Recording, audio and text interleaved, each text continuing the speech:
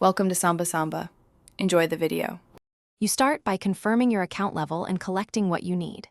First, check settings accounts to see if you are standard versus administrator. Once clear, locate another admin account or credentials. If none exist, enable the hidden administrator.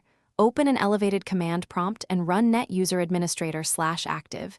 Yes, then set a strong password.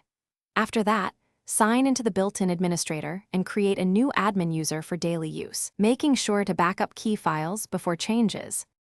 Once you have an admin session, focus on restoring proper policies and ACLs.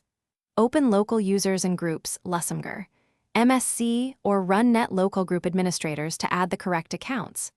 Next, check group policy, gpedit, MSC under user configuration and computer configuration for restrictive templates, restore defaults or unlink harmful policies, repair file system permissions with iCackles on key folders, and then run sfc/scano and finish by locking down the fixes and validating outcomes.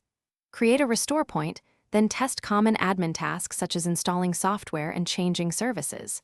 If the device is managed by MDM or Intune, unenroll it only if you control the environment, otherwise coordinate with your IT team.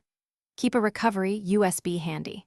If problems persist, use System Restore to roll back or reset/reimage the PC as a last resort. Tip: check Event Viewer and MDM logs for policy blocks before drastic measures.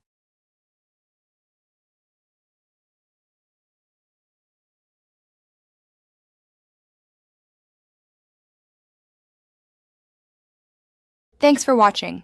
Consider subscribing if we helped you.